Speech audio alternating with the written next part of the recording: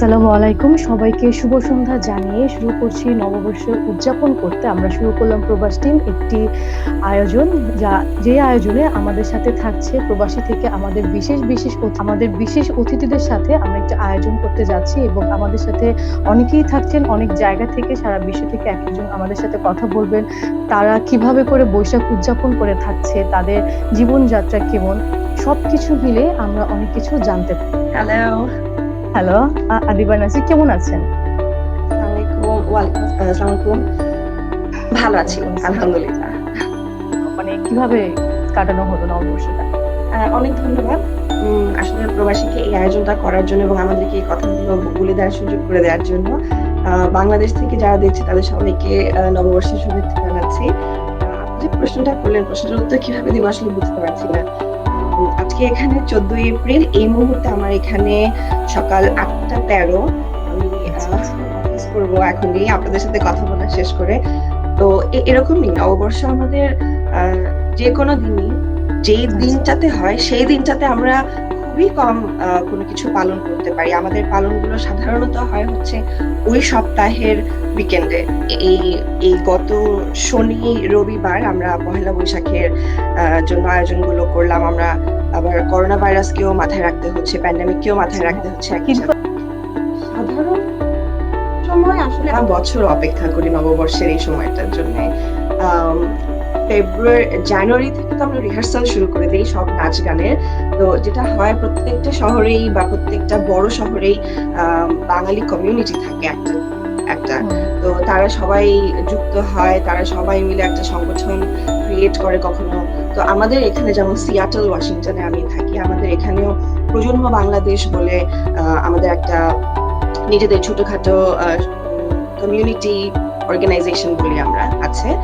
সেখান থেকে আমরা সারা বছরই নানান অনুষ্ঠান করি, কিন্তু বৈশাখী অনুষ্ঠানটা আমাদের বছরের সবচেয়ে বড় অনুষ্ঠান। আমরা কমিউনিটির সবাইকে নিয়ে এবং বিশেষ করে বাচ্চাদেরকে নিয়ে বাচ্চাদের অনুষ্ঠানটা একটা বড় সেগমেন্ট থাকে। তো আমরা সবাই সেখানে অনুষ্ঠানটা করি। অনুষ্ঠানের সবচেয়ে মজার দিকটা হচ্ছে আসলে আমার জন্য রিহার্সালে আমরা আসলে সবাই মিলিত হই, বারবার একই গান বাজনাগুলো করি। তো খুবই দারুণ অভিজ্ঞতা। আমাদের সত্যি বলতে যখন প্রথমে বাংলাদেশ থেকে এসেছিলাম তখন ইচ্ছে করতো না। তখন মনে হতো যে ছায়ানটে যাচ্ছি না বা বটতলায় যাচ্ছি না, এই ধরনের পোশাক পরে কি লাভ। কিন্তু যখন স্কুলে যেতাম, মাস্টার্স এর জন্য যখন এখানে আমি ইউনিভার্সিটিতে যেতাম, তখন দেখলাম যে অন্যান্যরা, বিদেশিরা এবং অন্য দেশিরা, ওরা খুবই জানতে আগ্রহী আমাদের আমাদের কালচার সম্পর্কে। আমরা কি করি, আমরা কেন সাদা লাল কাপড় পরি, আমরা কেন ভাত ইলিশ খাই। তো হুম, হুম। তখনই আমরা যখন স্টুডেন্টরা মিলে চেষ্টা করলাম যে আচ্ছা ছোট করে একটা কিছু করে দেখি ওদের কেমন লাগে বা ওরা আগ্রহী কিনা আমাদের সম্পর্কে জানতে। তখন দেখলাম ভীষণ উৎসাহ এবং সবাই পার্টিসিপেটও করলো। আসলে গত বছর তো শাপে বর এজন্য যে গত বছর আমরা অনেক কিছু দেখতে পেয়েছি অনলাইনে, যেগুলো আগে দেখতে পাইনি, কারণ আগে তো কখনো কোনো কিছু ব্রডকাস্ট হতো না। তো সেটা একটা নতুন দিক আমরা শিখলাম গত বছর, যে এখন একটু একটু করে সব অনলাইন প্ল্যাটফর্মে নিয়ে আসা। পাশাপাশি যেটা আমরা প্রজন্ম বাংলাদেশ এবং এর আগেও যে কোনো সংস্থা থেকে আমরা করতাম, আমরা প্রতি বছর চেষ্টা করতাম যে দেশের থেকে যদি কোনো শিল্পী বিদেশে আসেন তাহলে ওনাদেরকেও আমাদের স্টেজে একসাথে পারফর্ম করানোর। তো ওইটা আমার মনে হয় একটা খুব দারুণ প্রণোদনা হয় এখানে যারা থাকে তাদের জন্য, কারণ তখন মনে হয় যেন একদম দেশের একজন মানুষ আমার সামনে উনি পারফর্ম করছেন। তো ওইটা আরেকটা দিক হতে পারে। আচ্ছা, আচ্ছা, যাক, খুবই ভালো। তো এই মুহূর্তে জানতে চাচ্ছি প্রবাসী টিমের জন্য কোনো পরামর্শ বা কোনো শুভেচ্ছা বার্তা বা এই প্ল্যাটফর্মটা আপনার কাছে কি মনে হচ্ছে যে আমাদের কালচার বা আমাদের যে অ্যাক্টিভিটিস গুলো এগুলো এর পরবর্তীতে এই প্ল্যাটফর্ম দ্বারা কি হতে পারে, বা আমাদের কমিউনিকেশন যেটা এটা কতটুকু আরো বেশি দ্রুত গতিতে আগাতে পারে, আপনার কাছে কি মনে হচ্ছে? নিঃসন্দেহে এটা একটা দারুণ উদ্যোগ এবং এই উদ্যোগটা মানে ইট ইজ লং ডিউ। এতদিন পরে যে উদ্যোগটা আপনারা নিয়েছেন সেটা আসলে মানে আমি আমি জানি যেটার পেছনে আছেন, তো ওনাকে ভীষণভাবে ধন্যবাদ। আম, প্রবাসী আমি জানি যে একটা জিনিস শুরু করতে আসলে অনেক এফর্ট দিতে হয় এবং আপনারা এখনো ওই স্টেজে আছেন, শুরু করছেন। তো শুরুটাতে আমাদের মতন আমরা আরো যারা আছে আমরা যদি আরেকটু সময় দেই, একটু একটু নিজেদের অভিজ্ঞতাগুলো শেয়ার করি, তাহলে কিন্তু এমন অনেক মানুষ আছেন প্রবাসী যারা থাকেন, যাদের কথা আমি জানিও না, শুনিও না, কারণ ওনারা অত অনলাইন প্ল্যাটফর্মে অ্যাক্টিভ না। এবং ওনাদেরকে আস্তে আস্তে সামনে নিয়ে এসে ওনাদের গল্পগুলো যদি আমরা শুনতে পারি, ওখান থেকে অনেক কিছু শেখার আছে। দেশে যারা আছে তাদের তো অবশ্যই শেখার আছে। আমরাও যারা বিদেশে আছি এবং আমরা তুলনামূলক ওনাদের থেকে নতুন এসেছি, আমাদের আসলে অনেক কিছু শেখার আছে আগানোর জন্য। আর আরেকটা কথা, যে অভিজ্ঞতা শেয়ারের আসলে কোনো তুলনা নেই। আমরা যেটাকে বলি স্টোরি টেলিং এর আসলে কোনো তুলনা নাই, কারণ অনেক অনেক গল্পই আদিবার কাছে মনে হতে পারবে যে এটা একদম গল্প, জীবনের সাথে মিলছে না, কিন্তু হয়তো এক্সপেরিয়েন্স এর কাছে মনে হবে এটাই আমার জীবন। আরো বেশি গল্প শেখার, আরো বেশি জানা যে কি করছে। আমার মনে হয় ওখান থেকেই প্রবাসী টিমে যারা কাজ করছে তারা আসলে সাহায্য করতে পারে যারা দেশে আছে তাদেরকে, এবং যারা বিদেশে আছে তাদেরকে। আপনাকে অসংখ্য অসংখ্য ধন্যবাদ যে আপনার মূল্যবান সময়টুকু আমাদেরকে দেওয়ার জন্য, এবং এত সুন্দর পরামর্শ এবং পয়লা বৈশাখ সম্পর্কে বিভিন্ন উৎসব আয়োজন সম্পর্কে আমরা জানতে পারলাম আর কি। তো এই মুহূর্তে আপনাকে একটু সারপ্রাইজ করে দেওয়ার জন্য আমরা একটা ছোট্ট ভিডিও আমরা একটু প্লে করব। তো প্রবাসী টিমে যারা আছেন অবশ্যই আপনার জন্য এই সারপ্রাইজটা থাকবে। প্রবাসী টিম আমাকে শুনতে পাচ্ছেন?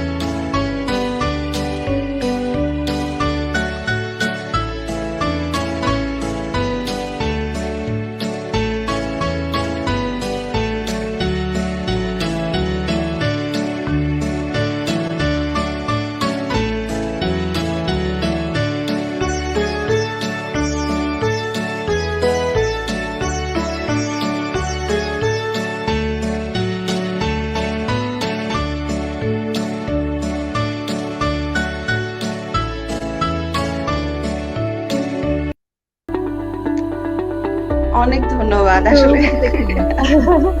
অনেক অনেক ধন্যবাদ, অনেক অনেক ধন্যবাদ। আমরা যে ছবিগুলো, হ্যাঁ, আপনি এই যে ছবিগুলো সম্পর্কে যদি একটু জানতে চাই। আমরা দেখতে পারলাম আপনাকে বিভিন্ন আয়োজনের সাথে সংযুক্ত হয়ে থাকতে, এবং বেশ কিছু দেখলাম নাচেরও হয়তো বা স্পিচ দিচ্ছেন, হোস্ট করছেন, এই ব্যাপারে যদি একটু কিছু বলে থাকেন। অনেক ধন্যবাদ। আমি আরো জানাতে চেষ্টা করছিলাম, কিন্তু একদমই শেষ মুহূর্তে আমি বেশি কিছু জানাতে পারিনি। তো সেখান থেকেও যে প্রবাসী টিম এটা তৈরি করেছে, অনেক ধন্যবাদ। আমি আসলে আমি আগে নাচতাম, অনেক আগে আমি নাচতাম। তারপরে অনেক অনেক লম্বা সময় আমি আর নাচি না। তারপর থেকে আমি বেশিরভাগ সময় উপস্থাপনাটাই করি, এবং আমার সবখানে আমার বেশিরভাগ ছবি মাইক হাতে। তো যেতে গেলেও এখন আমি উপস্থাপনাই তো ওই উপস্থাপনার ওই জেরে আমি ভাবছিলাম যে হয়তো আমার স্কুলে বা আমার ইউনিভার্সিটিতে, যেখানে আমি মাস্টার্স করেছি, এই যে একটা কমেন্ট এসেছে, আপনি হয়তো হাই আদি মানে আদিবা, ঠিক আছে? তো আপনাকে আরেকটা কমেন্ট এসেছে, আদিবা আপু আপনাকে অনেক সুন্দর লাগছে। অনেক ধন্যবাদ। হ্যাঁ, সকাল 8টার সময় ঘুম থেকে উঠে যে মানে মানুষের সামনে আসতে পারছি, এটাই বেশি। তো হ্যাঁ, উপস্থাপনাটাই আসলে আমি সবচেয়ে বেশি করি এখন এখানে। কবিতা টুকটাক পড়া হয়। আর স্কুলে যেটা হচ্ছে, তো নাচের যে কথাটা, সেটা হচ্ছে যে যখন আমি ইউনিভার্সিটিতে পড়তাম এখানে, তো তখন হচ্ছে কি যা নাচবো তাতেই সবাই তালি দেবে, এরকম একটা অবস্থা। তো কোনো রিহার্সাল নাই, কিছু নাই। যেদিন অনুষ্ঠান সেদিন আমি উপস্থাপনা করার কথা, উপস্থাপনার মাঝখান থেকে একজন বললো না জমছে না, একটু একটু নাচতে হবে। তো ওইখানেই ইমিডিয়েটলি নাচতে হলো, এরকম আর কি। তো বিদেশে এটা একটা ভালো দিক আসলে। আমাদের এখানে যেহেতু রিসোর্স কম, আমাদের এখানে মানে প্রশিক্ষিত গায়ক গায়িকা কিংবা নাচের লোক সব শহরে সবসময় হঠাৎ করে পাওয়া যায় না দেখে, যারা যা টুকটাক পারে তারা তাই নিয়ে সামনে চলে আসে, শেয়ার করে, এবং সবাই এটাকে ভীষণ অ্যাপ্রিসিয়েটও করে। তো ওরকমই। বাট আমার হাজবেন্ড, ও খুব ভালো গান গায়, তো ওর জন্যই আমার বেশি আর কি প্রোগ্রামগুলোতে যাওয়া হয়। যাক, খুবই ভালো। অবশ্যই আমরা নেক্সট কোনো এক সময় ভাইয়ার কাছ থেকে আমরা গান শুনতে পারবো, আমরা আশা করছি। আপনাকে অসংখ্য অসংখ্য ধন্যবাদ আমাদেরকে সময় দেওয়ার জন্য। প্রবাসী টিমকে অনেক ধন্যবাদ। প্রিয়াঙ্কা, আপনাকে অনেক ধন্যবাদ। দর্শক, এই মুহূর্তে আমাদের আরো একজন বিশেষ অতিথি আমাদের সাথে আছেন, যিনি কিনা মালয়েশিয়া থেকে আমাদের সাথে সংযুক্ত হচ্ছেন। তার নাম হচ্ছে আনাদিল হাবিব, যিনি বর্তমানে চার্টার্ড মার্কেটার হিসেবে কাজ করছেন এবং মালয়েশিয়াতে চার্টার্ড ইউনিভার্সিটি অফ মার্কেটিং থেকে তিনি পড়াশোনা করেছেন। আমি আমার বিশেষ অতিথি আনাদিল হাবিবকে আমন্ত্রণ জানাচ্ছি আমার আয়োজনে। আসসালামু আলাইকুম ভাইয়া, কেমন আছেন? ওয়ালাইকুম আসসালাম ওয়া রাহমাতুল্লাহি ওয়া বারাকাতুহু। ভালো আছি। আপনি কেমন আছেন? জি ভাই, তো ভালো আছি। তো আজকে সারাদিন কিভাবে গেল? কেমন কেমন গেল আপনার আজকে সারাদিন? পহেলা বৈশাখ, তারপরে রোজা, সবকিছু মিলিয়ে। বিসমিল্লাহির রহমানির রহিম। আলহামদুলিল্লাহ ভালো গেছে আজকে। ভালো গেছে বলতে রাইট, রোজা যেটা হতো আগে যে বৈশাখ আর রোজা তো একসাথে পড়েনি, অনেক বছর মানে হয়ে গেছে আর কি। হয়তো যখন ছোট ছিলাম তখন হয়তো ছিল, বাট আমার মনে নেই। সো ভালো ছিল, মানে it's kind of like mix of সংযম করছি, আবার বৈশাখের শুভেচ্ছা পাঠাচ্ছি, but again work from home, so বাসায় বসে কাজ করতে হচ্ছে। সো এই বছর না হয় গত 2 বছর ধরে একটু চেঞ্জেস চলে এসেছে আমাদের ভিতরে। একটা করোনার তো একটা ইফেক্ট থাকে আর কি। তো কিন্তু আমি জানতে চাচ্ছি, এছাড়া অন্য বছরগুলোতে বা অন্য সময়তে, যেহেতু মালয়েশিয়াতে আপনি আছেন, তো কিভাবে করে এই বৈশাখ উদযাপন করা বা অথবা আমাদের যে বাঙালি উৎসবগুলো থাকে সেগুলো আসলে কিভাবে উদযাপন করা হয়? রাইট, ওয়েল আমি আসলে মানে অনেক মালয়েশিয়ার কথা যদি বলি, আসলে যেটা এখানে হয় যে আমাদের কিছু কমিউনিটি আছে এখানে, যেটা আদিবা বলছিলেন, উনি অবশ্যই চমৎকার করে, অনেক শুনছিলাম ওনার কথা। তো আসলে সবগুলো কান্ট্রিতেই মোরালেস কিছু কমিউনিটি থাকে। মালয়েশিয়াতেও যেহেতু অনেক বেশি বাঙালিরা থাকে, সেখানে একটা কমিউনিটি আছে। প্লাস স্টুডেন্টরা প্রতি বছরই আমি সম্ভবত 2 থেকে 3টা অ্যাসোসিয়েশন আছে, এখান থেকে ইনভাইটেশন পাই। সো এখানে প্রতি বছরই এক বড় করে বৈশাখের জন্য অ্যারেঞ্জমেন্ট করা হয় প্রতি বছরই।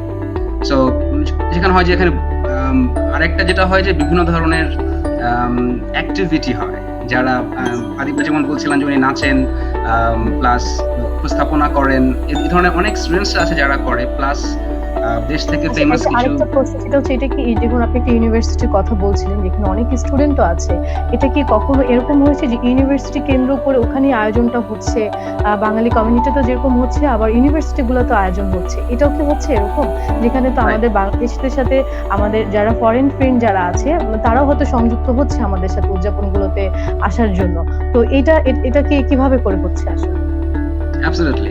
So usually যেটা হয়, মোস্ট অফ দ্য ইউনিভার্সিটি যেগুলো খুব টপ রেটেড ইউনিভার্সিটিজ আছে, সেই ইউনিভার্সিটিগুলোতে এবং যেখানে বাঙালি অনেক বেশি আছে, সেই ইউনিভার্সিটিগুলোতে প্রতি বছরই এই ধরনের অ্যারেঞ্জমেন্ট হয়, এবং সেই অ্যারেঞ্জমেন্টগুলোতে ইন্টারন্যাশনাল স্টুডেন্টস যারা আছে তারাও এখানে এনগেজ পার্টিসিপেট করে। সো রাইট, আপনি যেটা ভালো বলেছেন যে অ্যাসোসিয়েশনগুলোর বাইরেও ইউনিভার্সিটিগুলোতে প্রোগ্রামগুলো হয়, এবং আমি বেশ কিছু 2-3টা প্রোগ্রাম দেখার সৌভাগ্য হয়েছিল আমার। চমৎকার পারফরমেন্স, মানে অ্যাবাভ ইওর এক্সপেকটেশন, চমৎকার হয়। আমরা তো নরমালি জানি যে মালয়েশিয়াতে কিন্তু মানে বাংলাদেশের সংখ্যাটা বেশ একটা বড় একটা সংখ্যা হচ্ছে, যারা কিনা মালয়েশিয়াতে অবস্থান করছে, সেটা পড়াশোনার জন্য হোক, একদম সেটেল হয়ে ওখানে থাকার জন্য হোক, পেশাগত কারণে হোক, তারা ওখানে থাকছে। তো এই যে আরেকটা বিষয় আমি একটু কথা বলতে চাই, আয়োজন, উৎসব আয়োজন, এই দুটোর সাথে হচ্ছে পোশাক আর খাবার দুটোটাই হচ্ছে রিলেটেড থাকে। যে একটা যে আয়োজন, একটা বাঙালি আয়োজন, আমরা হয়তো একটু শাড়ি পরছি, ছেলেরা হয়তো পাঞ্জাবি পরছে, আমাদের বাঙালি ফুড গুলো আমরা রাখার চেষ্টা করি। তো এই যে আয়োজনটা করতে গিয়ে যখন আরো বেশ কিছু খাবার, পোশাক, এগুলোর যে একটা দরকার হয়, তো এটা নরমালি যেহেতু বাঙালি সংখ্যাটা আবার অনেক বেশি, এটা তারা কিভাবে আসলে অ্যারেঞ্জ করে? মানে এটা কি বাংলাদেশ থেকে কোনোভাবে যাচ্ছে, নাকি ওখানে কোনো ব্যবস্থা আছে যে আপনারা ওখান থেকে নিতে পারছেন বা কিনতে পারছেন, এরকম কিছু? ওয়েল, চমৎকার প্রশ্ন। আমার কাছে আসলে অনেস্টলি বলি, ডেফিনেটলি এখানে কিছু অ্যারেঞ্জমেন্ট তো হয়, মানে আপনি যদি যে কোনো ধরনের ড্রেসেস কিনতে চান, বাঙালি ড্রেস কিনতে চান, শাড়ি হতে পারে, পাঞ্জাবি হতে পারে, বা ফতুয়া, যে কোনো কিছু এখানে অ্যাভেলেবল আছে। বাট সবচেয়ে বড় ব্যাপার হচ্ছে যে আমি নিজে মাঝে মাঝে কনফিউজ হয়ে যাই, আপনি যা চাবেন আচ্ছা, ইউ আচ্ছা। নেম ইট, সবকিছু এখানে ফুচকা, চটপটি সবই আছে। এখন এটা দারুণ, কোত্থেকে হয়, দারুণ। মানে এই যে বললাম না আয়োজনের কথা বললে আসলে আমরা ফুচকা, চটপটি, বিরিয়ানি, খিচুড়ি এগুলো সবকিছু মিলেই মানে বাঙালি বলতে তো একটা আয়োজনের সাথে আমাদের ফুড অনেক বড় একটা ইম্পোর্টেন্ট জায়গা জুড়ে থাকে এবং তারই সাথে আমাদের পোশাকটাও থাকে। তো তার মানে আপনি এটা বলতে চাচ্ছেন যে মালয়েশিয়াতে এটা আসলে মানে আমরা যতটুকু আশা করি যে কতটুকু পাবো না পাবো তার থেকে অনেকটা বেশি আসলে ওখানে আছে। যার কারণে আমাদের বাংলাদেশী বন্ধুরা যারা আছে তাদের আসলে খুব একটা সমস্যা বা ভোগান্তিতে পড়তে হয় না যে আয়োজনটা করতে গিয়ে আসলে আমরা কি অ্যারেঞ্জ করছি বা কি প্রবলেম হচ্ছে এটা নিয়ে আশা করি কোনো সমস্যা হয় না। ট্রু, ট্রু, হয় না, রাইট। যাক, যাক, যাক।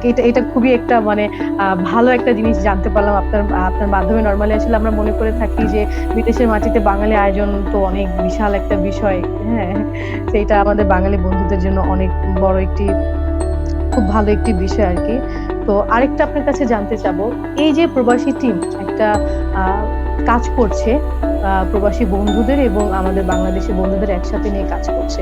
তো আপনার কাছে আসলে কি মনে হয় এই প্ল্যাটফর্মটি আমাদের কতটুকু হেল্প করতে পারে? বা আমরা প্রবাসে যারা আছি, বাংলাদেশে যারা আছি, যারা প্রবাস সম্পর্কে ইনফরমেশন জানতে চাই, তো কতটুকু হেল্প করতে পারে? আপনার ধারণা থেকে কি বলেন? রাইট।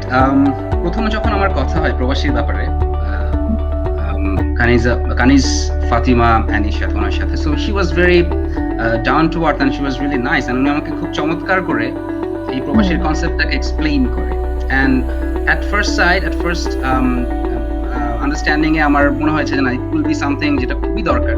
কারণ যেটা হয় যে আমাদের আগের আদিবা যিনি আছেন উনিও বলছিলেন যে আমাদের এখন তো আসলে মিসকমিউনিকেশন হয় না, ইনফরমেশন ওভারফ্লো হয়ে যায়, অনেক ইনফরমেশন সব। মানে আমরা আসলে কি বেসিক্যালি আমরা আসলে কনফিউজড হয়ে যাই যে আমরা আসলে কোনটা শুনবো, মানে কোনটা আসলে ঠিক আমরা কিন্তু বুঝতে পারি না, আমরা কনফিউজড হয়ে থাকি সবসময়। তো সেক্ষেত্রে আসলে কতটুকু কাজ করতে পারি এই প্ল্যাটফর্মটি? Absolutely. I'm pretty much hopeful. I'm sure যে inshallah will, if we work together and যদি কিছু specific point গুলো ধরে যদি আমরা আগাতে পারি, still obviously it's a new platform and it will take time, but যদি আমরা specific platforms গুলো ধরে আগাতে পারি, then definitely it will be something hot cake. Wow! অসাধারণ, অসাধারণ। আপনাকে অসংখ্য ধন্যবাদ। এবং আরেকটি বিষয় আপনার কাছ থেকে জানতে চাই, আপনি যেহেতু চার্টার্ড মার্কেটার, এবং আপনার এই বিষয়ে পড়াশোনা করা, আপনি একটি টাইটেলও পেয়েছেন পড়াশোনা করে আরকি। তো আপনার কাছে জানতে চাই আসলে আমাদের যে বাংলাদেশি পণ্যগুলো যেগুলো আছে আমাদের এখানে আরকি, তো আরো কিভাবে মানে বিশ্বের কাছে আমরা তুলে ধরতে পারি? বা আমাদের এই যে উৎসব আয়োজন ঘিরে আমাদের যে মানে যে অ্যারেঞ্জমেন্ট গুলো থাকে এগুলো আসলে আরো কিভাবে আমরা বিশ্বের মাঝে তুলে ধরতে পারি? দুটো অপশন আছে। একটা হচ্ছে যে প্রোডাক্ট আপনি যে কোনো কান্ট্রিতে প্রমোট করবেন, কারণ বাংলাদেশি প্রোডাক্টগুলো প্রমোট করবেন, সেটা ধরুন ফিজিক্যালি যদি আমরা আগাতে চাই তাহলে সেটার একটা প্রসেস আছে। এখানে কিছু অথরাইজ অ্যাকসেপ্টেন্সের ব্যাপার আছে, অ্যাপ্রুভালের ব্যাপার আছে। তারপরে আপনি এখান থেকে মানে সবার কাছে পৌঁছানোর জন্য বেশ কিছু পয়েন্টস আছে যেগুলো মেনটেন করে যেতে হয়। বাট আপনি যদি যেহেতু এখন ডিজিটাল প্ল্যাটফর্মস, ডিজিটালি সবাই খুব বেশি আমরা এনগেজ থাকি, সো ডিজিটালি প্রমোট করার জন্য ওদিক থেকে কিন্তু আমরা বেশ কিছু অ্যাটেম্প নিতেই পারি, এন্ড খুব ইজিলি হয়তো বাঙালিদের কাছে যে কোনো কান্ট্রিতে এটা রিচ করাটা ইজ প্রিটি মাচ পসিবল। আচ্ছা, আচ্ছা। ভাই আপনাকে অসংখ্য ধন্যবাদ।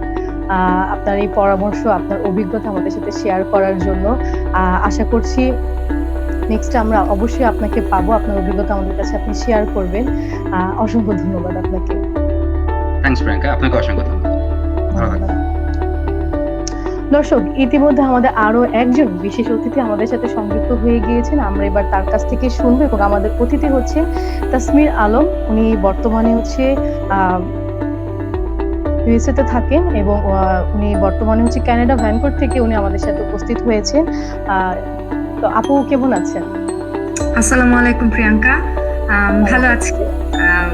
হ্যাঁ, আমার আসলে লোকেশনটা নিয়ে একটু কনফিউশন আছে। আমি আসলে থাকি ইউএসএ তে, বাল্টিমোর মেরিল্যান্ডে থাকি। ওখানেই পড়াশোনা করছি, ডক্টরাল স্টুডেন্ট এবং একজন রিসার্চ অ্যাসিস্ট্যান্ট। এই মুহূর্তে আমি কানাডায় আছি আমার হাজবেন্ডের এখানে।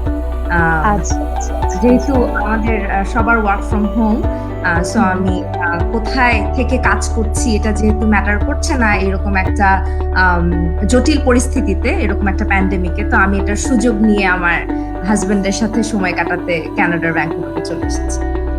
যাক, খুবই হচ্ছে ভালো। আমার তো আচ্ছা, আচ্ছা।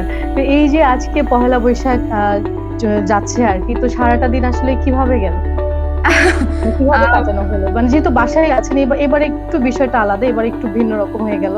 তো আজকের হ্যাঁ, দিনটা আসলে কেমন গেল সারাদিন? সো আজকের দিনটা তো আমার জন্য মাত্র শুরু হলো, কারণ হচ্ছে এখন আমার এখানে সকাল 8:30 বাজে। তো আচ্ছা, আচ্ছা। আসবাবু যেমন করে বললো যে বিদেশে আসলে আমাদের দিনগুলোতে সেই দিনটা সেলিব্রেট করা হয় না, কারণ পহেলা বৈশাখের দিন ক্লাস থাকে, কাজ থাকে, অফিস থাকে, আবার ঈদের দিনও অনেক সময় অফিস থাকে, ক্লাস থাকে। সো আমাদের আসলে দিনগুলো সেলিব্রেট করা হয় ওই সপ্তাহের ছুটির দিনটাতে। তো আমরা যেহেতু রমজান মাস চলে আসবে, পহেলা বৈশাখটা পড়ছিল রমজানের প্রথম, আমাদের এখানে রমজানের সেকেন্ড দিনে। তো আমরা হচ্ছে পয়লা বৈশাখটা ইতোমধ্যে গত সপ্তাহে ভার্চুয়ালি সেলিব্রেট করে ফেলেছি। এবারের পয়লা বৈশাখ সেলিব্রেশনটা একটু ভিন্ন ছিল, সবকিছু ভার্চুয়ালি হয়েছে, কিন্তু ইতোমধ্যে আমাদের পয়লা বৈশাখের উদযাপন হয়ে গিয়েছে। আচ্ছা, আচ্ছা। তো এইবারের বিষয়টা না হয় একটু অন্যরকম ভাবে, বা গত বছর তো ওই যে অনলাইন আমরা যেভাবে ঘরে বসে আমরা আয়োজনটা উদযাপন করছি। তো নরমালি আসলে কি হয়? যে কিভাবে করে উদযাপন করা হয়? নর্মালি আসলে আদিবাপুই বলেছিল যে প্রত্যেকটা জায়গায় একটা করে বাংলাদেশি কমিউনিটি থাকে।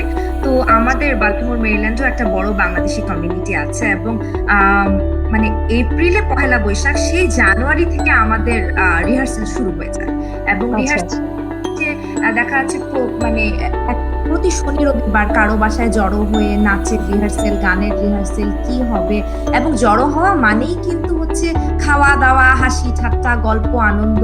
এবং যেহেতু জানুয়ারি থেকে রিহার্সেলটা শুরু হয়, এর মাঝে ফেব্রুয়ারিতে আসে হচ্ছে পহেলা ফাল্গুন। তো আমরা হ্যাঁ। রিহার্সাল মাঝে আবার রিহার্সেলের দিন কিন্তু যেহেতু পহেলা ফাল্গুন, চলো সবাই হলুদ কমলা পরে যাই, আবার পহেলা ফাল্গুনের খাওয়া দাওয়া, তারপর এর মাঝে পরে ভ্যালেন্টাইন্স ডে, ওই দিন আবার মানে আরেকটা সেলিব্রেশন। সবগুলোই আমরা মোটামুটি কোনোটাই বাদ যায় না আর কি আমাদের জন্য। আমি আচ্ছা, একটা আচ্ছা। কথা সবসময় বলি যে আমরা যারা বিদেশে আছি, আমরা তারা জীবনের তাড়নায় বিদেশে আছি, যে ভালো জীবনের জন্য, ভালো পড়াশোনার জন্য, এক একজনের এক এক কারণ, কিন্তু জীবনের তাড়নায় আমরা এই জীবন বেছে এই নিয়েছি। জীবনে বেছে নিয়েছি। হ্যাঁ, কিন্তু আমাদের শিকড়টা বাংলাদেশে, তো শিকড়ের তাড়নায় আমরা এবং আসলে আমরা কিন্তু ইতিমধ্যে জেনে গিয়েছি যে আপনি কিন্তু অনেকভাবে সাংস্কৃতিকভাবে বাঙালি কালচারালিটি কমিউনিটি থেকে শুরু করে বিভিন্নভাবে বিভিন্ন আয়োজনে আপনি সংযুক্ত হয়ে থাকেন, এবং আমি যতটুকু জানতে পেরেছি সেটা হচ্ছে আপনি নিজেও পারফর্ম করে থাকেন। তো এই ক্ষেত্রটা আসলে কি, নিজেকে কিভাবে এই আয়োজনগুলো যখন হয়, যখন উৎসবগুলো উদযাপন করা হয়, সেই আয়োজনে নিজেকে কিভাবে করে উপস্থাপনা করা হয়, বা কোন জিনিসটা পারফরমেন্স করতে গিয়ে বেশি স্বাচ্ছন্দ্য বোধ করেন? সো আমি সাধারণত নাচ করি। আমি আমার কোনো প্রফেশনাল কোনো ট্রেনিং নেই নাচে, আমি কখনো নাচ আমরা শিখি। যতটুকু জানি আপনি ক্লাসিক্যাল ডান্সটা আই গেস একটু পছন্দ করেন বেশি। হ্যাঁ, পছন্দ করি ক্লাসিক্যাল ডান্সটা করতে। আমার সব নাচ হচ্ছে ইউটিউব দেখে শেখা। তো আমি অসাধারণ, অসাধারণ। ইউটিউব দেখে দেখে নাচ তুলি ওখান থেকে। আমি নাচতে পছন্দ করি, কিন্তু কোনো ট্রেনিং নেই আর কি। তো আমি দেশেও ইউনিভার্সিটির বিভিন্ন প্রোগ্রামে নাচ করতাম, বিদেশে এসেও নাচ করি, উপস্থাপনা করি। এবং অনেকেই জিজ্ঞেস করে যে এত ব্যস্ত জীবন, যেহেতু বিদেশে আমাদের জীবনটা কিছুটা কঠিন, পড়াশোনা, কাজ, সংসার এই সবকিছু। যে এই কঠিন এবং কাজ নিয়ে আরেকটা কথা আমার সাথে সাথে মাথায় চলে আসছে, সেটা হচ্ছে আমরা জানি আপনি হচ্ছে নারী ও নারী শক্তি নিয়ে অনেক কাজ করেছেন, আপনার পড়াশোনা আছে এই বিষয়ে। তো এই বিষয়টা নিয়ে একটু আমাদের যদি কোনো পরামর্শ দিয়ে থাকেন।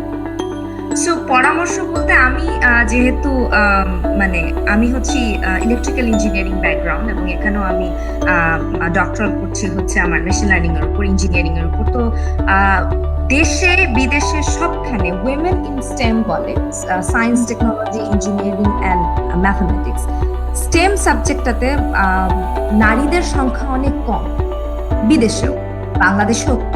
তো আমরা যারা কিছু উইমেন আছি, উইমেন ইন স্টেম, আমরা চেষ্টা করি আমাদের গল্পগুলো, আমাদের স্ট্রাগল গুলো এবং আমাদের অ্যাচিভমেন্ট গুলো তুলে ধরার জন্য, যাতে যাতে করে আরো যারা অন্যান্য নারীরা স্বপ্ন দেখছে যে হ্যাঁ আমিও স্টেমে যাব, আমিও একজন সাকসেসফুল ইঞ্জিনিয়ার হব, আমিও বিদেশে পড়তে যাব, পিএইচডি করব, তাদেরকে আমরা চেষ্টা করি যে অনুপ্রাণিত করতে। এবং আমার জন্য এই মুহূর্তে এই প্রবাসী প্ল্যাটফর্মটা অনেক বড় একটা সুযোগ হয়ে যাবে আমার যে স্বপ্ন যে আরো অনেক নারীদেরকে উৎসাহিত করা, যে এই এই একদম মানে সংক্ষেপে আরেকটা প্রশ্ন আপনার কাছে রাখতে চাই, সেটা হচ্ছে আপনার মতো যারা আরো কাজ করতে চায়, বা আমরা হয়তো অনেক সময় ভয় পেয়ে থাকি, আপনি একটা কথা বলেছিলেন যে আসলে সবকিছু মিলিয়ে আমাদের কাজ করতে হয় এবং এখানেও সংখ্যাটা কিন্তু কম নারীদের ক্ষেত্রে।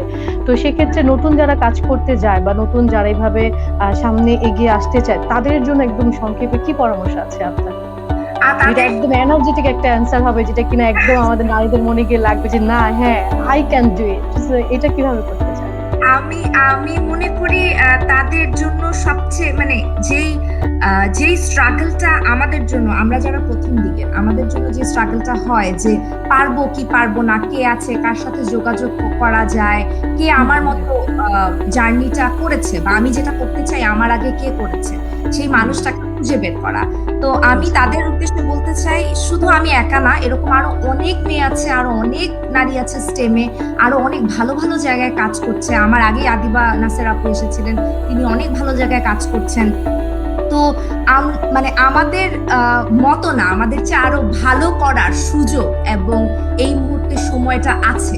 তো আমি তাদেরকে বলবো যে শুধু মনের ইচ্ছাটা যদি থাকে তাহলেই এই জায়গায় এবং এর চেয়ে আরো দূরে যাওয়া সম্ভব। আরেকটা কথা বলতে চাই যে আমি সবসময় স্বপ্ন দেখি, যখনই আমি সাধারণত কোনো কনফারেন্সে যাই, কোনো একাডেমিক কোনো রিসার্চ কনফারেন্সে বা এই ধরনের জায়গায় যাই, যে নারীদের সংখ্যা যে কতটা কম থাকে। কিছু কিছু সেশন থাকে আমি একাই নারী, কিছু কিছু কনফারেন্স থাকে পুরো ইয়েতে আমি একাই মেয়ে। তখন আমার মনে হয় যে এমন এক সময় আসবে যে পুরো রুম ভর্তি শুধু মেয়েরাই থাকবে। তো আমরা সেই সময়ের জন্য অপেক্ষা করছি। যাক, খুবই ভালো। মানে আপনার পরামর্শ এবং আপনার অভিজ্ঞতা, এবং আপনি যে আমাদের খুব ইন্সপিরেশন দিলেন যে না আমরা পারবো, আমরা যা করেছি তার থেকে অনেক ভালো জায়গায় ভালো কাজ নিয়ে ভালোভাবে পড়াশোনা করে নিজেকে ওই জায়গায় নিজেকে ওই জায়গায় সেটেল ডাউন করাটা সম্ভব। এখন সেই সময়টাই চলে এসেছে। এটা খুব দারুণ একটা কথা যে এখন সেই সময়টা চলে এসেছে, আমরা এটা করতে পারি। আপনাকে অসংখ্য অসংখ্য ধন্যবাদ। এবং আমরা চেষ্টা করেছি আমাদের এরকম জয়ী নারীর জন্য কিছু একটা করে দেখাবার। আমার প্রবাসী টিম অবশ্যই আপনাকে একটু সারপ্রাইজ দেওয়ার চেষ্টা করবে আর কি। তো প্রবাসী টিম আমাকে একটু টেকনিক্যাল প্রবলেম হচ্ছে, আমরা তার জন্য দুঃখিত, বাট অবশ্যই এটা আমরা নিয়ে আসবো। তো আপু অসংখ্য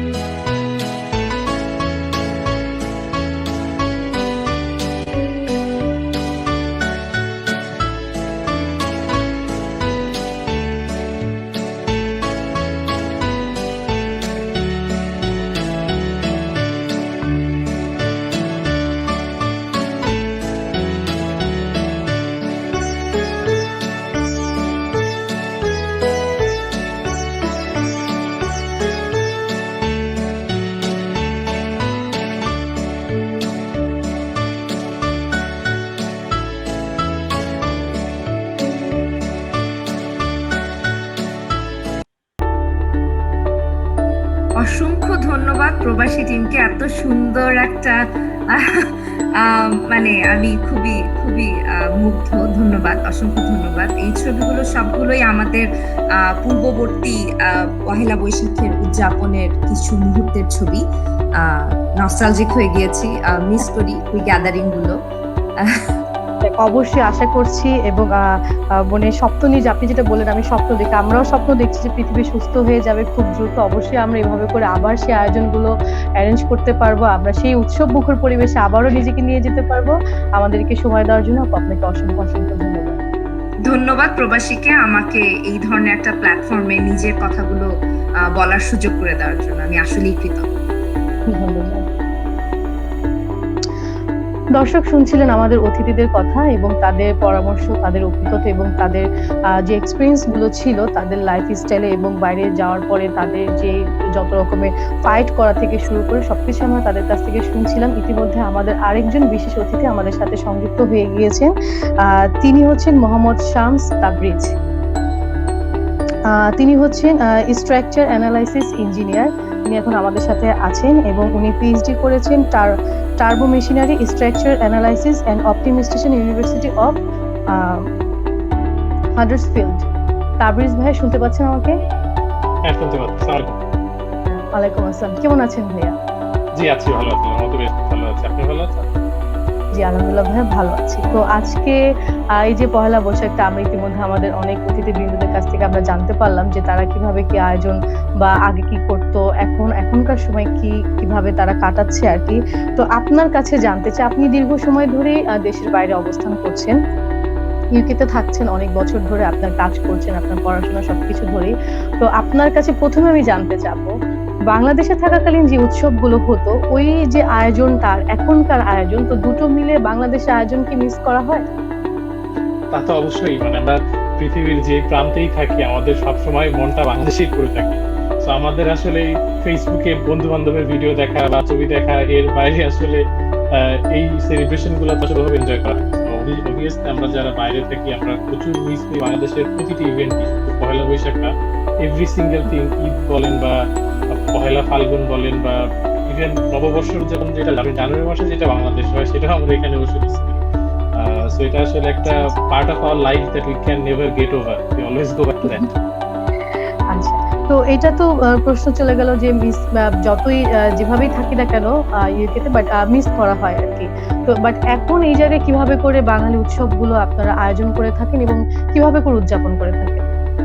আসলে আমি যে পার্ট অফ ইউকেতে থাকি, এই টাউনটা মেইনলি ইউনিভার্সিটি টাউন।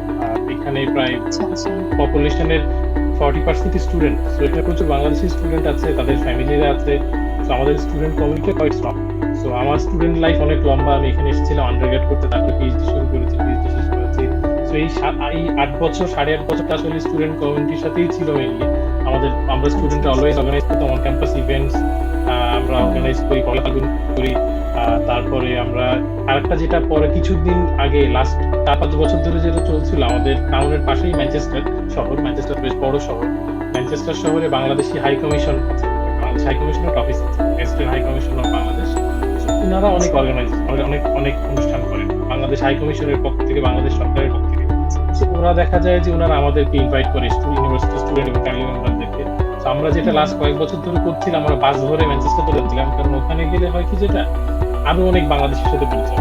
আমরা এখানে ইউনিভার্সিটি স্টুডেন্ট ফ্যামিলি মিলে হয়তো 50 জন মতো থাকি, কিন্তু ওখানে গেলে দেখা যায় 200-300 লোক, তার আশেপাশে শহর থেকে অনেক স্টুডেন্ট আসছে, সংখ্যাটা আরো অনেক বেশি হয়ে যায়। অনেক ব্রিটিশ বাংলাদেশি যারা আছে তারা আসলে বাংলাদেশিদের সাথে কি আমাদের যারা ফরেন সাইডে যারা আছেন আপনাদের ওখানে, তারাও কি একসাথে সংযুক্ত হয়? হ্যাঁ, কিছু তো ইউনিভার্সিটি থেকে আমাদের কিছু লোক আমাদের সাথে যাচ্ছে, বিভিন্ন ইউনিভার্সিটি থেকে আসছে। তারপরে হাই কমিশন থেকে লোকাল কাউন্সিলর যারা, মেয়র যারা, ম্যানচেস্টারের মেয়র, ম্যানচেস্টারের কাউন্সিলর, তারা তাদের ফ্যামিলি নিয়ে আসেন।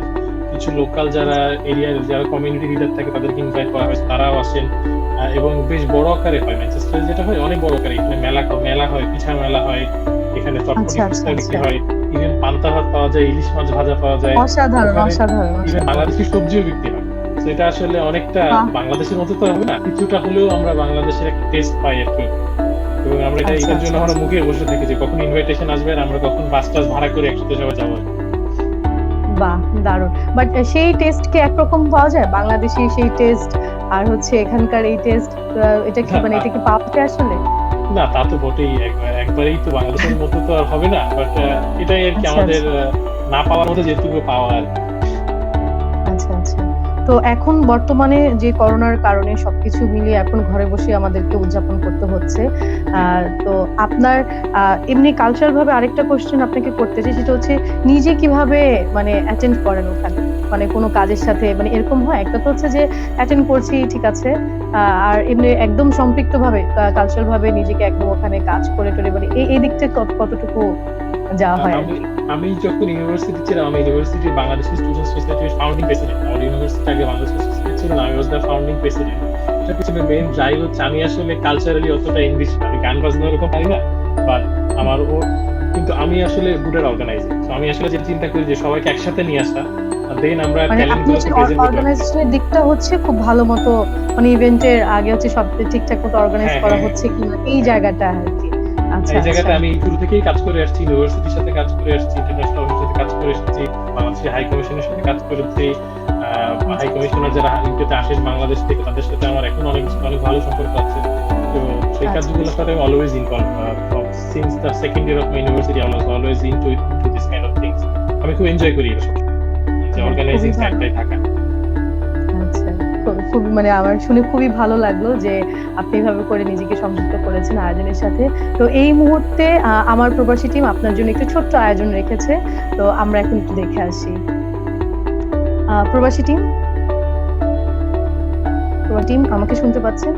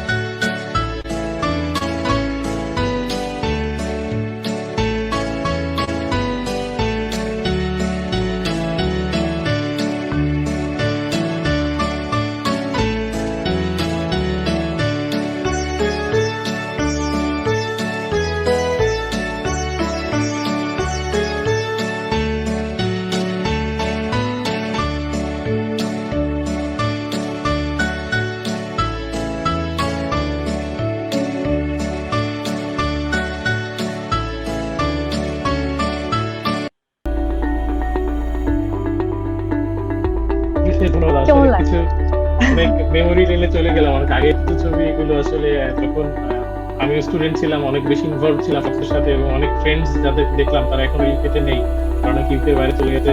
সবাইকে দেখে খুব ভালো লাগলো। থ্যাংক ইউ ভেরি মাচ প্রবাসী টিম, বিশেষ ধন্যবাদ। ইট ওয়াজ রিয়েলি স্পেশাল। আচ্ছা, আমাদের এখানে একজন বন্ধু আমাদেরকে প্রশ্ন করেছেন, এমডি তারেক হুসাইন, বিদেশে পড়াশোনার অভিজ্ঞতা যদি একটু শেয়ার করতেন আমাদের সাথে। আপনার পড়াশোনা যেহেতু বিদেশি হয়েছে, তো ওই অভিজ্ঞতাটুকু একটু শেয়ার করুন আমাদের সাথে। আমার বিদেশে পড়াশোনা শুরু অনেক আগে। আমি এইচএসসি শেষ করে ইউকেতে চলে আসি মেকানিক্যাল ইঞ্জিনিয়ারিং পড়াশোনার ক্ষেত্রে। প্রথমে যে জিনিসটা মাথায় আমাদের আসে যে এখানকার পড়াশোনার ধাঁচটা অনেক ডিফারেন্ট। বাংলাদেশে যে স্টাইলে পড়াশোনা হয় তার পড়াশোনার স্টাইলটা একটু ডিফারেন্ট।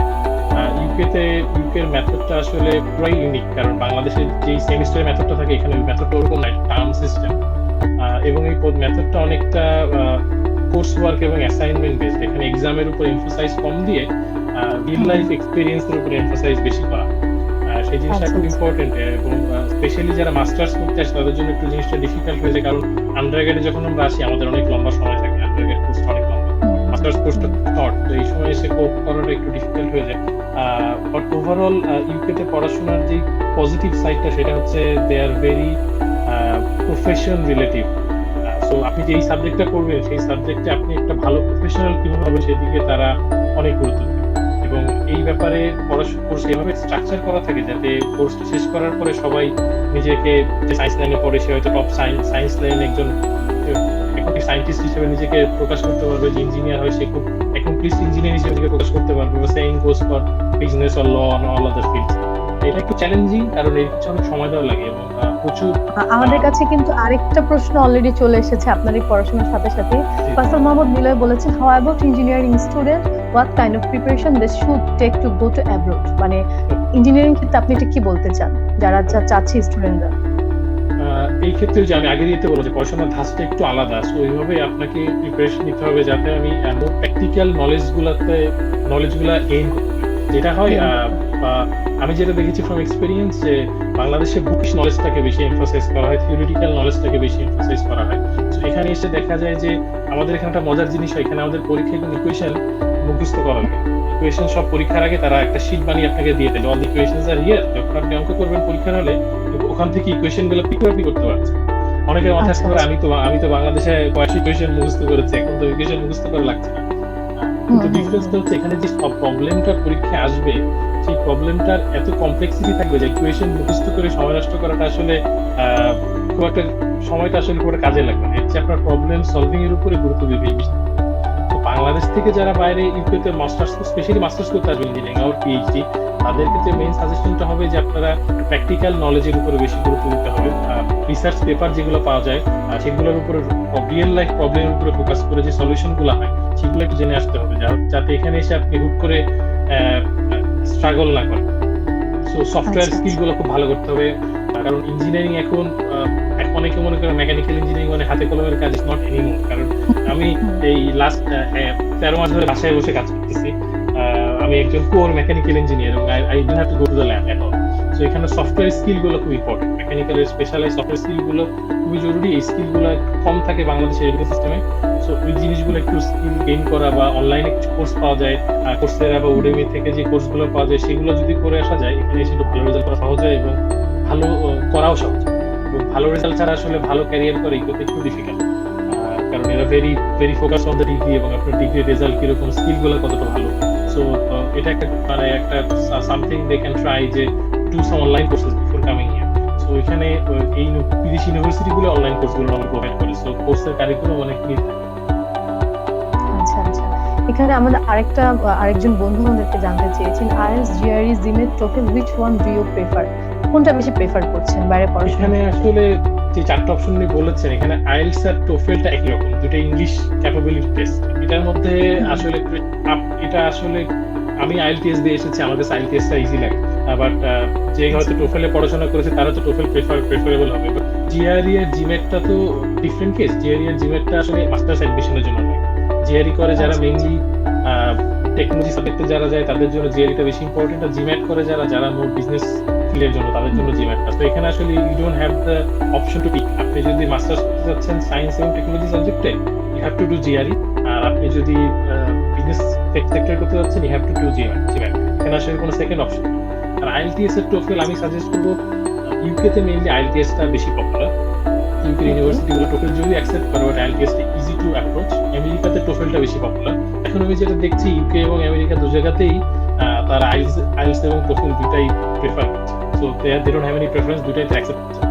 তো এটা আসলে পার্সোনাল প্রেফারেন্স। আমার যেটা সাজেশন হবে, আপনি অনলাইনে যে কোর্স ওয়ার্কগুলো দেখবেন, পরীক্ষার স্টাইলটা দেখবেন, যেটা আপনার মনে হয় যে আপনার জন্য মোর সুইটেবল, সেটা আসলে আপনি পিক করবেন। আমার মতে আইএলটিএসটা আমার কাছে ভালো লাগে, কারণ আইএলটিএসটা একটু বেশি ইন্টারেক্টিভ।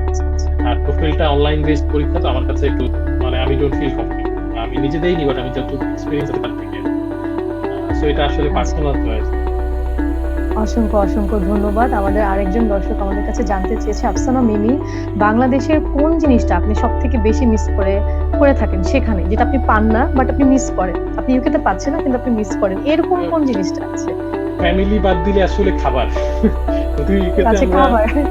ইউকেতে আমরা অনেক বাংলাদেশি রেস্টুরেন্ট আছে, বা লন্ডনে গেলে অনেক বাংলাদেশি ব্রাঞ্চও পাওয়া যায়, যেমন ফখরুদ্দিনের বিরিয়ানিও পাওয়া যায়, but still it's not the same. বাংলাদেশের খাবারের স্বাদ বাংলাদেশেই সবচেয়ে ভালো পাওয়া যায়। এবং স্ট্রিট ফুড যেটা বাংলাদেশে পাওয়া যায়, যেটা আসলে ইউকেতে পসিবল হয় না, কারণ ইউকের ওয়েদারটা এমন, স্ট্রিট ফুড যে কালচারটা এখানে, যেটা ইউরোপে অনেক জায়গায়, আমেরিকার অনেক পার্টি স্ট্রিট ফুড কালচারটা অনেক বড়, কারণ ওয়েদারটা ভালো, সবসময় মোটামুটি ওয়েদার সহনীয় থাকে।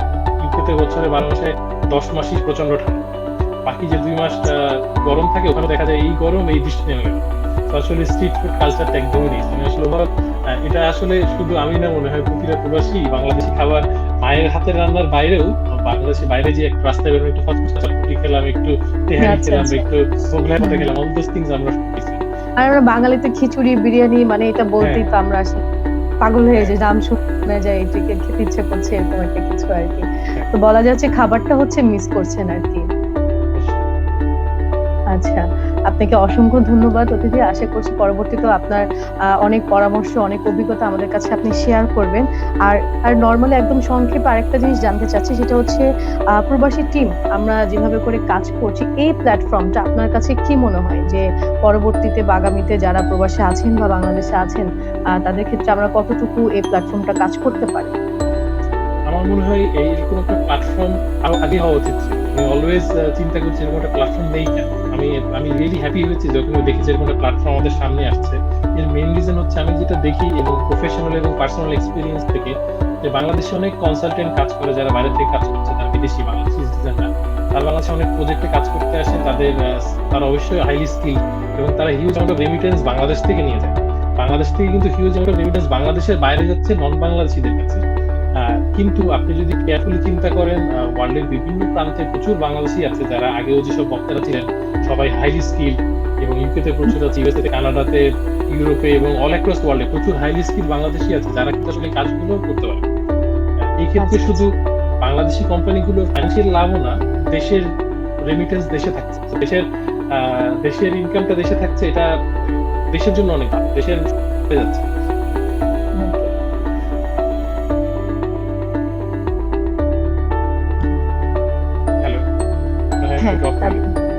আমরা বাংলাদেশিরাও হেল্প করতে পারছি আমাদের দেশের জন্য। দেশের জন্য আসলে আমরা প্রবাসীরা শুধু রেমিটেন্স পাঠিয়েও না, নিজেদের নলেজটারই হেল্প করি। এই ক্ষেত্রে আমার মনে হয় যে প্রবাসী প্ল্যাটফর্ম ক্যান বি পায়োনিয়ার, যে বাংলাদেশি স্কিল বাংলাদেশিরা যারা সারা দুনিয়ায় ছড়িয়ে আছে তাদের একত্রিত করে দেশের কোম্পানিগুলোকে, দেশের স্মল থেকে মিডিয়াম সাইজ বিজনেস গুলোকে যদি আমরা হেল্প করতে পারি টেকনিক্যালি, তাহলে দেশের বিজনেস গুলো ভালো করবে, আমাদের জন্য ভালো, এবং আমরাও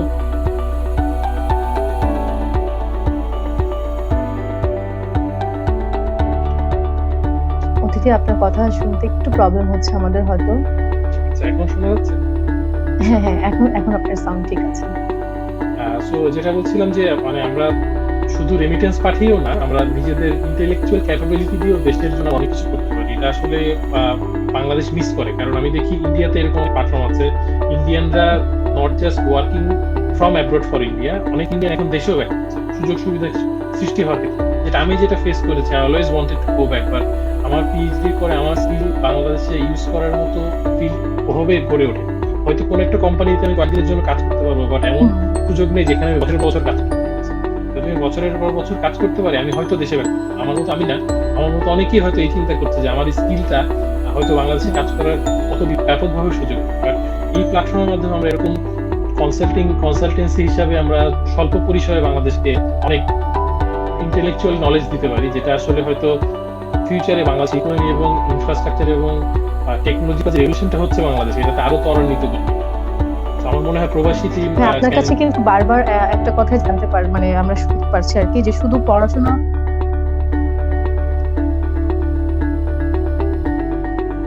আমার সাউন্ড ক্লিয়ার আছে?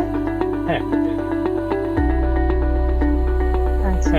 আমরা আপনার কাছে এটাই জানতে পারলাম যে শুধু পড়াশোনা করলেও হবে না, পাশাপাশি কিছু স্কিল আমাদের ভিতরে থাকতে হবে যেন আমরা ওখানে গিয়ে ওটার সাথে পড়াশোনার সাথে তাল মিলিয়ে যেন চলতে পারি।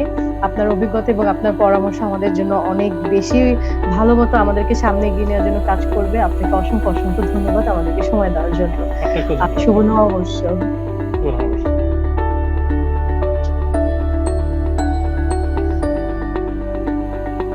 দর্শক, এই মুহূর্তে আমরা আসলে আমাদের বিশেষ অতিথি এতক্ষণ আমাদের সাথে যারা ছিলেন তাদের কাছ থেকে আমরা বিভিন্ন পরামর্শ, তাদের অভিজ্ঞতা এবং সামনের ভবিষ্যৎ পরিকল্পনা নিয়ে কিভাবে আমরা কাজ করতে পারি, কিভাবে আরো দ্রুত গতিতে আমরা এগিয়ে নিয়ে যেতে পারি আমাদের দেশকে, আমাদের সংস্কৃতিকে, সে সম্পর্কে আমরা জানতে পারলাম। ঠিক এই মুহূর্তে আমরা দেখে নিব প্রবাসী টিমের প্রবাসী অ্যাপের একটি ভিডিওগ্রাফি, যার মাধ্যমে আমরা প্রবাসী সম্পর্কে আরো অনেক কিছু আমরা জানতে পারবো। প্রবাসী টিম।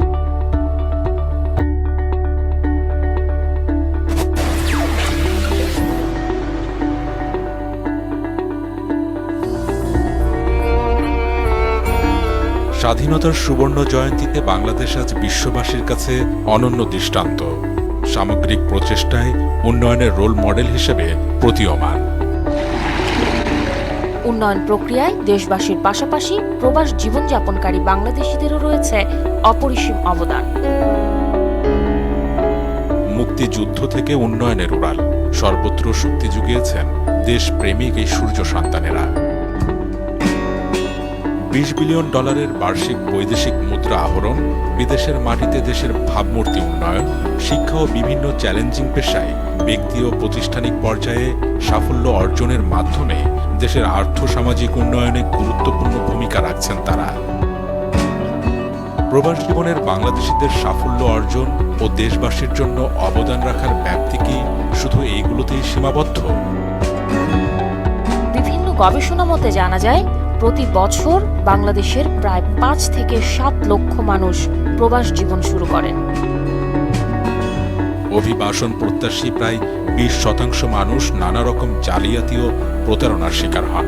যথাযথ সুযোগ ও প্রয়োজনীয় তথ্যের অভাব, যোগ্যতার মাপকাঠি ও প্রতিযোগিতার ধরন সম্পর্কে অসচেতনতা নানাভাবে এই হয়রানির পরিস্থিতি তৈরি করে। প্রায় বিদেশে আসতে আগ্রহী শিক্ষার্থীরা আমাকে নক করে থাকে বিভিন্ন তথ্য জানতে চেয়ে, যেমন ভর্তির আবেদন সংক্রান্ত তথ্য অথবা রেসিডেন্সিয়াল পারমিট সংক্রান্ত তথ্য। সঠিক গাইডলাইনের অভাবে তারা অনেক রকম কষ্ট ফেস করতে হচ্ছে।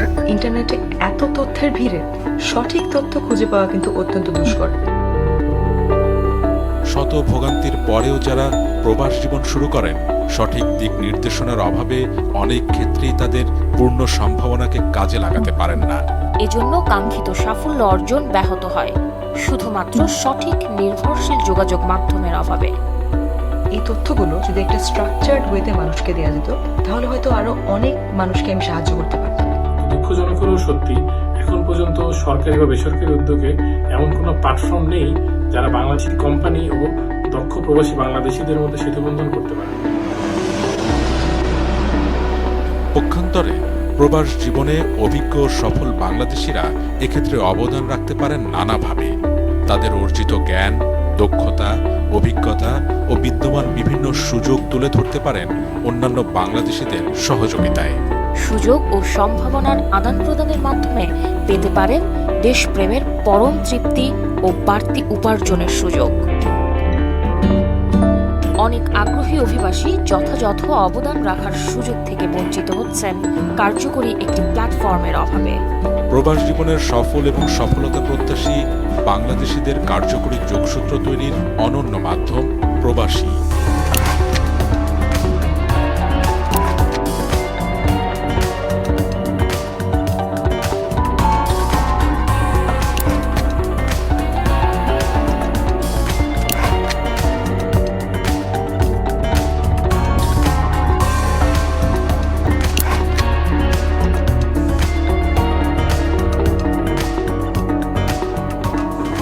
অনলাইন যোগাযোগ ভিত্তিক এই অভিনব প্ল্যাটফর্ম বাংলাদেশিদের দক্ষতা, অভিজ্ঞতা ও সেবা বিনিময়ের কার্যকর সুযোগ প্রদান করবে।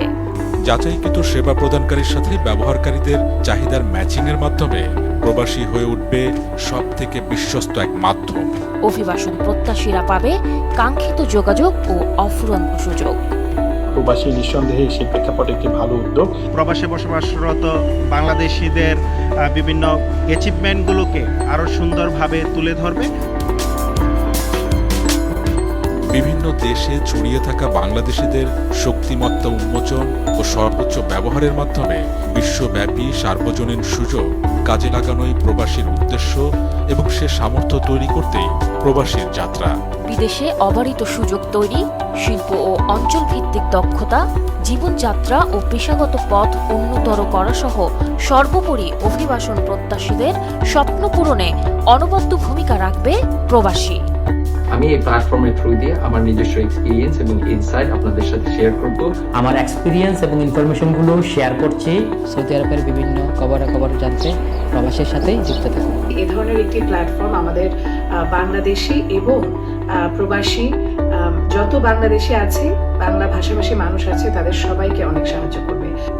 পাশাপাশি দেশের অভ্যন্তরে প্রয়োজনীয় নানাবিধ সুযোগ এবং ব্যক্তিগত, পারিবারিক ও প্রাতিষ্ঠানিক সেবা বিনিময়ের সুবিধাও রয়েছে এই মাধ্যমে। আমি আশা করব এই উদ্যোগ থেমে যাবে না এবং আমরা সবাই একে অপরকে সাহায্য করার জন্য প্রবাসীর সহযোগিতা নিতে পারবো।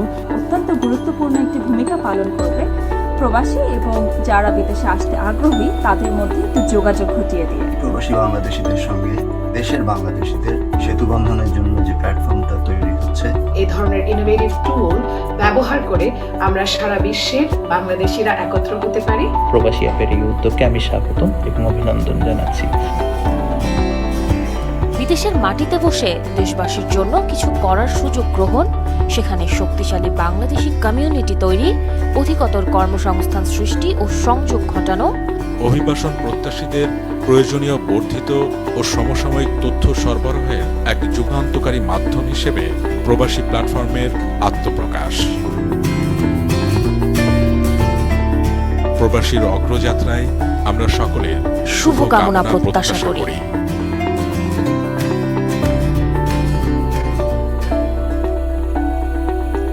দর্শকবৃন্দ, বন্ধুরা, আপনাদের সবাইকে জানাই অসংখ্য অসংখ্য ধন্যবাদ এবং আমাদের সাথে এতক্ষণ যে বিশেষ অতিথিজন ছিলেন তাদেরকেও জানাই অসংখ্য ধন্যবাদ। আমাদের সাথে ছিলেন তাসমির আলম ইউএসএ থেকে এবং যিনি বর্তমানে এখন কানাডা ভ্যানকুভারে অবস্থান করছেন। আমাদের সাথে ছিলেন আনাদিল হাবিব মালয়েশিয়া থেকে, সাথে ছিলেন আমাদের বিশেষ অতিথি আদিবা নাসির, যিনি এখন ইউএসএ ওয়াশিংটন থেকে আমাদের সাথে ছিলেন। সাথে ছিলেন আমাদের অতিথি মোহাম্মদ শামস তাবরিজ, যিনি বর্তমানে ইউকেতে অবস্থান করছেন। এবং তার থেকেও আরেকটি কথা না বললেই নয়, বাংলাদেশের সময় হতো এখন রাত 10টা, কিন্তু তারা এক একজন এক এক জায়গা থেকে ছিলেন আমাদের অতিথিজনরা, এবং তাদের সময় কিন্তু আমাদের দেশের সাথে একরকম না। কারো হয়তো খুব সকালবেলা, কারো হয়তো বা মাঝরাত হয়ে গিয়েছে, তারপরেও তারা চেষ্টা করেছে আমাদের সাথে থাকার জন্য, আমাদের সাথে তাদের অভিজ্ঞতা এবং তাদের পরামর্শগুলো আমাদের কে দেওয়ার জন্য। এবং এই যে আমরা অনলাইনের মাধ্যমে একটি ভার্চুয়াল ভাবে আমরা আমাদের বৈশাখ উদযাপন করলাম আর কি, তার জন্য অবশ্যই অতিথিজনকে অসংখ্য অসংখ্য ধন্যবাদ, প্রবাসী টিমকে অসংখ্য ধন্যবাদ, এবং এতক্ষণ দর্শক যারা আমাদের সাথে ছিলেন, আমাদের কথা শুনছেন, এবং আমাদের এই প্রবাসী টিমের সাথে আপনারা যারা আছেন সবাইকে অসংখ্য অসংখ্য ধন্যবাদ। শেষ করছি আমাদের আজকের আয়োজন। শুভ সন্ধ্যা, সবাইকে নববর্ষের অসংখ্য অসংখ্য শুভেচ্ছা। ভালো থাকবেন, সুস্থ থাকবেন, নিরাপদে থাকবেন, দূরত্ব বজায় রাখবেন, স্বাস্থ্যবিধি মেনে চলবেন। ধন্যবাদ।